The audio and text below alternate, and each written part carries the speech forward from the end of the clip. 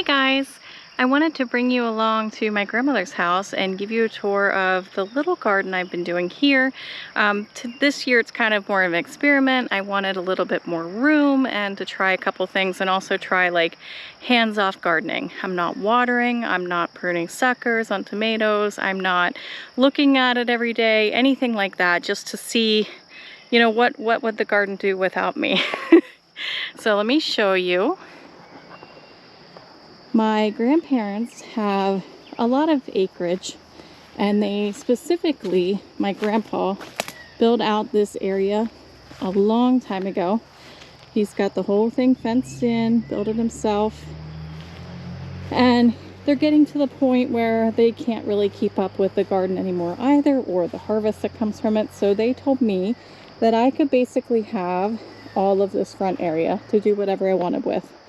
Well, I wasn't quite prepared to use that much space, so I didn't do a whole lot, but I'll go ahead and show you what I am doing. So right here in this row here, I've got potatoes growing. I've never done in-ground potatoes before, so I wanted to give it a try. I buried them in the ground using a spade, and then I've been hilling them up with what my grandpa does is he mows his grass, collects it, composts it, and uses that as his mulch, which is a really great reusable mulch and holds in moisture and compost and adds nutrients to the soil. So love that. There's no hilling, right? You know, you don't hill them up, right? So we just put them in, and like in the grow bags we were putting the dirt on top, and that's what was supposed to make more potatoes, but this is the opposite, right? Sort of, except for this mulch here acts as the hilling for the potatoes. There are other methods where people grow it in like hay bales and use the hay as the hilling. So that's sort of what I'm trying.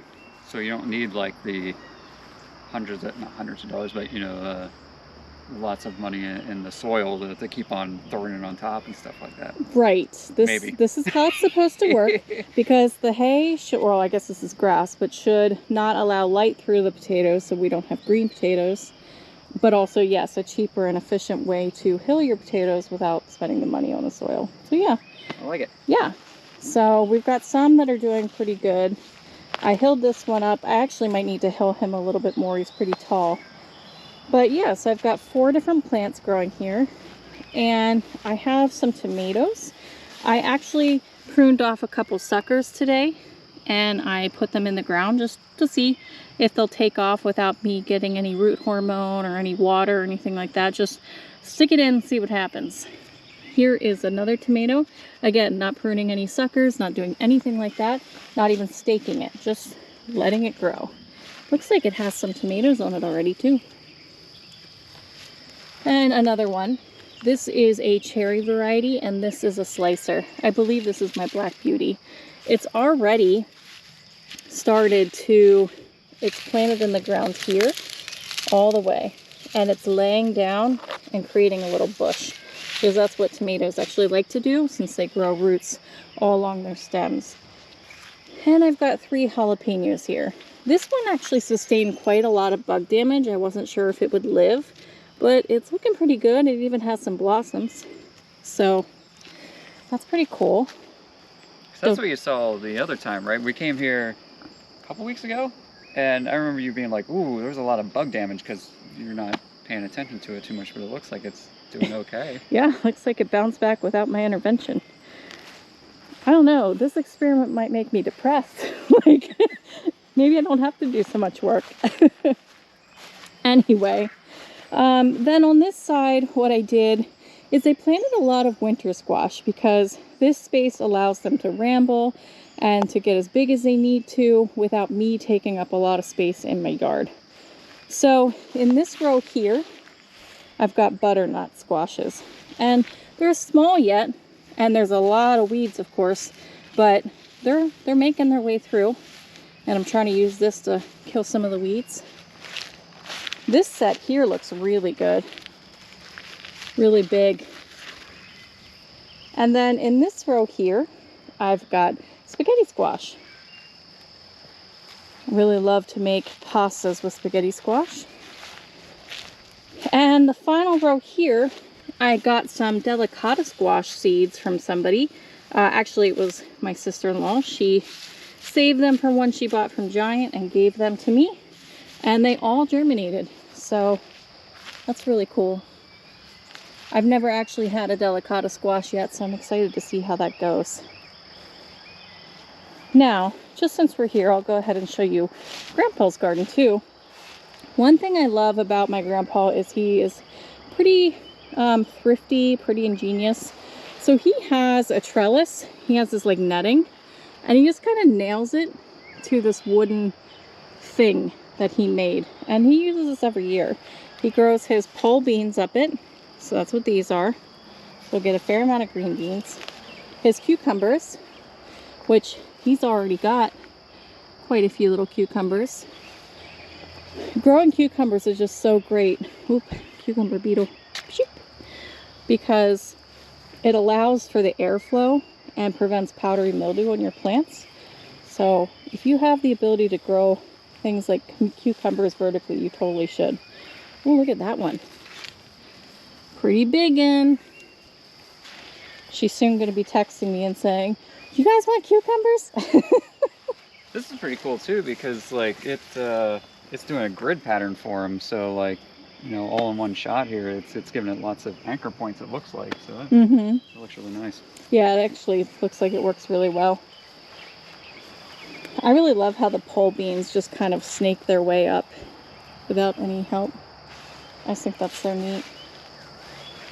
And then over here, Grandma always grows neck pumpkins every year. It's how she makes her pumpkin pies.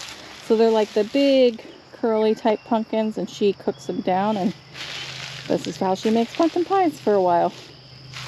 They ramble really far too. I think that's so cool.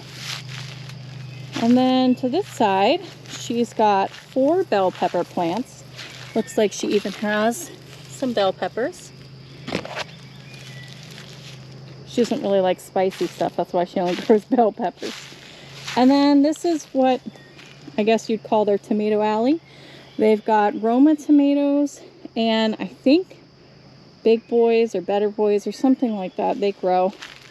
Oh, looks like. Look at that. Their tomatoes look good. My grandfather obviously doesn't do any pruning either. He lets his tomatoes bush out like this. Looks like he ties twine to keep them up so they're not laying down. And that's not a this year thing, right? He like never. No. He looked at us like we were crazy. Yeah. Yeah, I think so. You know, old school garden ways. I mean, it's working. It is. Look at that. Nice Roma tomatoes. Grandma likes to grow the Roma tomatoes because she makes sauces. But anyway, I just wanted to show you this little garden experiment we've got going on, see how other people grow things, other different ways to grow things. The only other thing that I that kind of sticks out to me is that you know, we have like the squash or the cucumber, whatever they are, and then you know your version of those two. I know that ours were a little bit later, but they're definitely smaller. I'm wondering if like we're really seeing the effects of like, you know, this was all cleared, of course, and this is, you know, competing with you know, some of the grass and all the other little weeds and stuff like that. I'm just wondering if that's helping keep those so short and small, because even in your home garden, like your squashes and cucumbers and stuff like that, they're pretty massive right now, and these ones are a little bit further behind, I guess. Yeah, I think that may be the case. So if that is the case next year, if I do this again, I might try and control the grass a little bit more, or the weeds, whatever. See if we get a better. But this year was all for, let's just throw things in and see what happens. I mean, they are winter squash too, so they are much longer growing days. Okay. But the neck pumpkins are as well, so. And they also bought started plants. They didn't start them from seeds. Oh, so they cheated. They yeah. Yeah. Ours were directly from seeds, yeah. Yeah. Anyway. Thanks for watching.